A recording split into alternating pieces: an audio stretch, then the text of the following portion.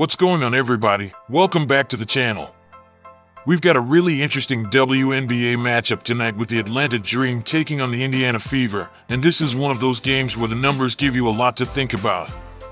You've got two teams playing well, two teams with real momentum, and two teams that are very different in how they try to win games. Indiana wants to speed you up, shoot from deep, and lean on that backcourt. Atlanta wants to control the paint, force mistakes, and punish teams in transition. That makes this one a pretty fun handicap. So let's get into it. This one tips at 7:30, and Indiana comes into it laying a small number at home. The total is sitting in the 170s, which tells you right away that odds makers expect scoring. And honestly, when you look at these two teams, that total makes sense. Indiana is heating up at the right time. They've won 4 straight, they've been very good at home, and they're coming off a big offensive performance last time out. When this Fever team is moving the ball well and getting clean looks from 3, they can be tough to slow down. Caitlin Clark and Kelsey Mitchell give them a dangerous perimeter combo, and that puts constant pressure on a defense. Atlanta, though, is no soft matchup. This is one of the better defensive teams in the league, and they've been especially strong in games where they can dictate the pace.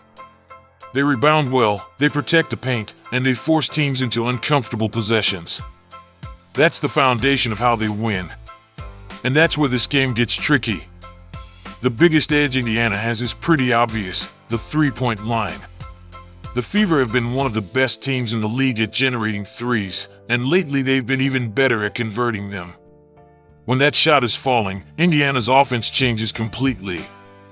They start stretching defenses, opening up driving lanes, and forcing opponents to make hard decisions. Atlanta has been solid against the 3 for most of the season, but their recent perimeter defense has slipped. That's a concern in a matchup like this, because if Indiana gets into a rhythm early, they can really build momentum fast. So from that angle, you can absolutely make a case for the Fever. But the problem is, Atlanta has a different kind of edge. Atlanta is elite when it comes to forcing turnovers and turning defense into offense. That matters a lot here because Indiana has been one of the most turnover-prone teams in the league. They've had ball security issues all season, and lately that problem has only gotten worse. That's a huge deal against a team like Atlanta.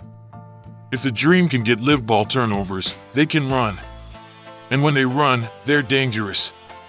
They're one of the best fast break teams in the WNBA, and that creates a game flow Indiana doesn't always handle well. The Fever can score, but they also give up too many easy points when opponents start pushing in transition.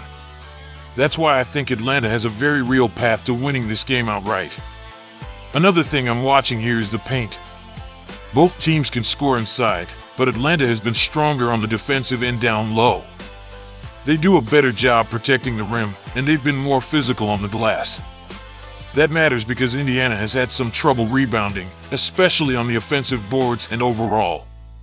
If Atlanta controls the paint and controls the boards, that gives them a big edge in possession count. And possession count is huge in a game like this because it helps them create more chances without having to rely purely on jump shooting. The Fever can absolutely counter that with shot making from deep, but if the Dream win the battle inside, that shifts the game back in Atlanta's favor. This is one of those games where I can see both arguments. Indiana is at home. Indiana has the hotter offense. Indiana has the better three-point upside. But Atlanta has the better turnover pressure. Atlanta has the better rebounding profile. Atlanta has the better transition game. Atlanta has the cleaner defensive identity. So if I'm trying to be disciplined with the card, I can't ignore the fact that Atlanta's strengths line up well against some of Indiana's biggest weaknesses. That said, I'm not sprinting to the window here. Indiana at home is not a team you want to fade casually, especially when they've been playing with confidence and they've got elite shot makers on the floor. So this is more of a small lean than a full play for me. If I had to choose a side, I'd slightly lean Atlanta. But I'm not forcing it. But my best is the over. This number is high, but it's high for a reason. Indiana can score quickly, Atlanta can score in transition, and both teams have enough talent to put pressure on each other for 4 quarters. You also have the potential for free throws, live ball turnovers, fast breaks, and a lot of possessions that end with quick shots instead of long, drawn-out half-court sets. That kind of game script is exactly what can push a total upward. Even though both teams play physical basketball, physical doesn't always mean slow. Sometimes it means more whistles, more trips to the line, and more stop-start action that still leads to points. That's what I'm expecting here. So my stronger lean in this game is the over. As far as player props go, I'm not really loving the board in this one. When you have a game with this many big names, the books tend to price everything pretty efficiently, and that makes it tough to find real value. The one prop I'd keep an eye on is Ryan Howard under 22.5 points and rebounds. That's the one that catches my attention first. But I'm not locking it in because Indiana's rebounding issues and transition defense make that number a little more fragile than I'd like. So I'm keeping it light there. It's on my radar, but I'm not forcing a play.